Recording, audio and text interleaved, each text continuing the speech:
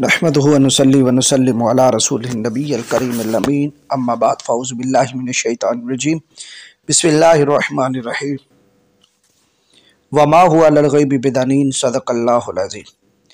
تمام عزیز طلباء اور اہل اسلام، آج سے ہمارا عقائد کے لحاظ سے پہلا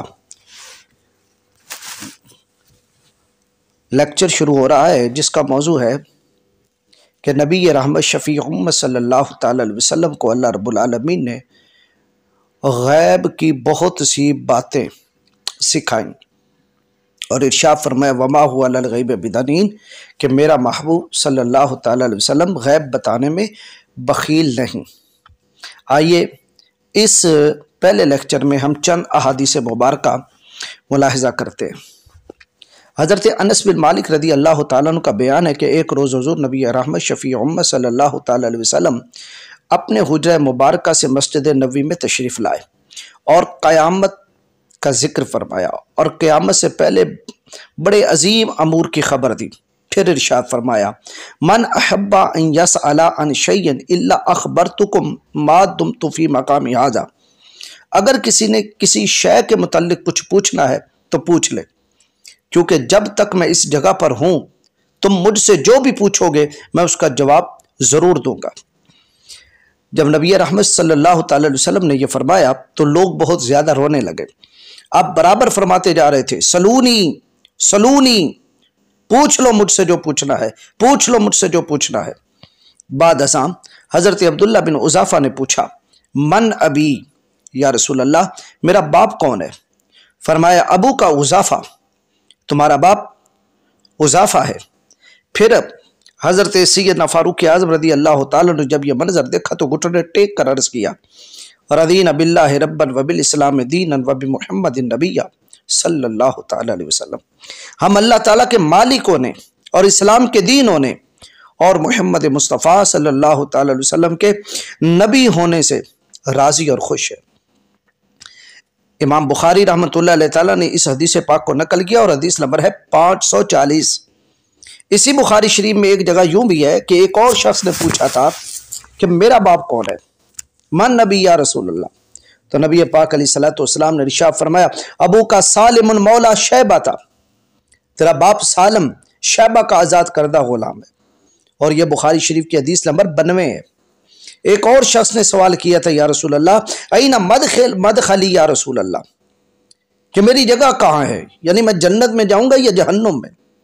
تو نبی کائنات علیہ السلام نے ارشاد فرمایا النار، تو جہنم میں جائے گا، اور یہ حدیث نمبر ہے 7294۔ پھر بعد ازاں نبی رحمت شفیع امت صلی اللہ تعالی علیہ وسلم نے ارشاد فرمایا والذی نفسی بیدہ لقد عرضت علی الجنۃ والنار آنفا فی عرض ھذا الحائط وانا اصلی فلم اراک اليوم فی الخیر والشر۔ ارشاد فرمایا اس ذات اقدس کی قسم جس کے قبضہ قدرت میں میری جان ہے، ابھی مجھ پر جنت اور جہنم اس دیوار کی چوڑائی میں میرے سامنے پیش کی گئی جب میں نماز پڑھ رہا تھا، آج کی طرح میں نے خیر و شر کو نہیں دیکھا۔ یہ امام بخاری رحمۃ اللہ علیہ تعالیٰ نے اس کو نقل کیا اور حدیث نمبر ہے 7294۔ اس حدیث پاک سے معلوم ہوا کہ نبی کائنات صلی اللہ تعالیٰ علیہ وسلم نے ہر خیر و شر کو دیکھا، جنت و دوزخ کو قریب سے دیکھا، حالت نماز میں دیکھا، اور جس نے جو مسئلہ پوچھا میرے آقا علیہ الصلوۃ والسلام نے اس کا جواب دیا۔ صرف دینی مسائل نہیں پوچھے بلکہ ٹھکانہ پوچھا، کسی نے باپ پوچھا، تو جب یہ نظارہ ہر کسی نے دیکھا تب فاروق اعظم رضی اللہ تعالیٰ عنہ نے، وہ عادت کریمہ تھی ان کی کہ جب دیکھتے کہ نبی رحمت صلی اللہ علیہ وسلم جلال مبارک میں ہے تو گھٹنے ٹیک کے عرض کر دیتے رضیت باللہ ربا وبالاسلام دینا وبمحمد نبیا صلی اللہ تعالیٰ علیہ وسلم۔ کون جنت میں کون دوزخ میں، ہر ایک کا ٹھکانہ حضور جانتے ہیں، اور کون حلالی ہے حرامی ہے کون، ہر ایک کا شجرہ حضور جانتے ہیں۔ یہ ایک حدیث پاک ہوئی۔ اب دوسری حدیث پاک حضرت سیدنا فاروق اعظم رضی اللہ تعالی عنہ بیان کرتے ہیں کہ قام فینا النبی صلی اللہ تعالی علیہ وآلہ وسلم مقاما فاخبرنا عن بدء الخلق حتی دخل اہل الجنت منازلہم واہل النار منازلہم حافظ ذلك من حافظہ وناسیہ من ناسیہ۔ اس حدیث پاک کو امام بخاری رحمۃ اللہ علیہ تعالی نے نقل کیا اور حدیث نمبر ہے 3192۔ حضرت سیدی فاروق اعظم رضی اللہ تعالیٰ عنہ بیان کرتے ہیں، ایک روز حضور نبی رحمت شفیع امت صلی اللہ تعالیٰ علیہ وسلم ہماری مجلس میں قیام فرما ہو کے ابتدائے آفرینش، یعنی جہاں سے خلق کی ابتدا ہوئی، کائنات کی ابتدا ہوئی، سے لے کر اہل جنت اور اہل دوزخ کے اپنی اپنی منزلوں میں داخل ہونے تک کی خبر دی۔ یاد رکھا اس کو جس نے یاد رکھا، اور اس کو بھلا دیا جس نے بھلا دیا۔ اس سے معلوم ہوا کہ نبی پاک علیہ الصلوۃ والسلام نے کائنات کی ابتدا سے لے کر وقوع قیامت تک جو ہو چکا یعنی ماضی، جو ہو رہا ہے یعنی حال، اور جو ہوگا یعنی مستقبل، سب کی خبر دے دی۔ اگلی حدیث پاک، حضرت انس بن مالک رضی اللہ تعالی عنہ ارشاد فرماتے کہ ان النبی صلی اللہ تعالی علیہ وسلم نعا زیدا وجعفرا وابن رواحة رضی اللہ تعالی عنہم للناس قبل ان یأتیہم خبرہم فقال اخذ الرعیة زید فاصیبا ثم اخذ جعفر فاصیبا ثم اخذ ابن رواحة فاصیبا وعیناہ تذرفان حتی اخذ سیف من سیوف اللہ حتی فتح اللہ علیہم۔ اس حدیث پاک کو امام بخاری رحمۃ اللہ علیہ تعالیٰ نے نقل کیا اور حدیث نمبر ہے 3757۔ حضرت انس بن مالک کہتے ہیں کہ بے شک نبی رحمت شفیع امت صلی اللہ تعالیٰ علیہ وسلم نے کسی اطلاع کے پہنچنے سے پہلے ہی زید، جعفر اور ابن رواحہ کی شہادت کی خبر صحابہ اکرام کو سنا دی تھی۔ آپ صلی اللہ تعالیٰ علیہ وسلم نے ارشاد فرمایا، اب اسلامی علم کو لیے ہوئے زید کھڑے ہیں۔ پھر فرمایا وہ شہید کر دیا گیا۔ پھر فرمایا اب جعفر نے علم اٹھا لیا اور وہ بھی شہید کر دیے گئے۔ پھر فرمایا اب ابن رواحہ نے علم اٹھا لیا اور وہ بھی شہید کر دیے گئے۔ حضرت انس بن مالک کہتے ہیں کہ حضور نبی اکرم صلی اللہ تعالی وسلم کی چشمان مبارک سے آنسو جاری تھے۔ پھر آپ صلی اللہ تعالی علیہ وسلم نے ارشاد فرمایا، اور آخر اللہ کی تلواروں میں سے ایک تلوار نے یعنی خالد بن ولید نے علم اٹھا لیا اور اللہ تعالیٰ نے ان کے ہاتھوں پر مسلمانوں کو فتح عنایت فرما دی۔ آپ نبی رحمت شفیع امت صلی اللہ تعالی وسلم مدینہ منورہ میں بیٹھے ہوئے مسجد نبوی میں اپنے صحابہ کو حال بیان کر رہے تھے اور جنگ ہو رہی ہے موتا کے میدان میں۔ ایک اور حدیث پاک، حدیث نمبر 4، حضرت ابن عباس رضی اللہ تعالیٰ عنہ روایت کرتے ہیں کہ تعمیر مسجد نبوی کے موقع پر ہر صحابی ایک ایک اینٹ اٹھا کے لا رہا تھا، مگر حضرت عمار بن یاسر رضی اللہ تعالیٰ عنہ دو دو اینٹیں اٹھا کے لا رہے تھے۔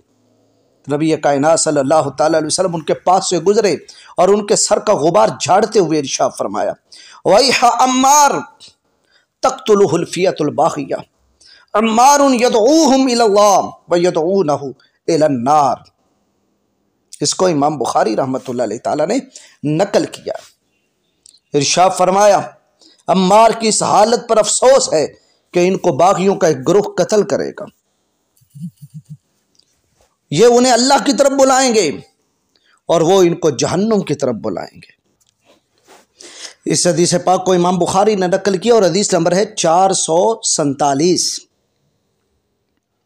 حدیث نمبر 5، جب سیدنا فاروق اعظم رضی اللہ تعالیٰ کے بیٹے حضرت عبداللہ بن عمر رضی اللہ تعالی عنہما پر خیبر میں یہود نے ظلم کیا تو حضرت عمر رضی اللہ تعالیٰ عنہ نے مصمم ارادہ کر لیا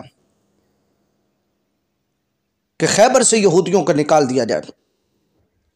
تو ابو حقیق یہودی کے خاندان کے کسی فرد نے کہا، یا امیر المؤمنین اتخرجنا وقد اقرنا محمد صلی اللہ تعالی علیہ وسلم وآملنا علی الاموال والشرط ذالک لنا۔ اے امیر المومنین، آپ ہمیں کیوں نکال رہے ہیں جبکہ حضرت محمد صلی اللہ تعالی علیہ وسلم نے ہمیں خیبر میں برقرار رکھا تھا اور یہاں کے زمینوں کے بارے میں ہم سے معاہدہ کیا تھا اور یہ زمینوں میں رہنے دینا ہمارے لیے شرط تھی۔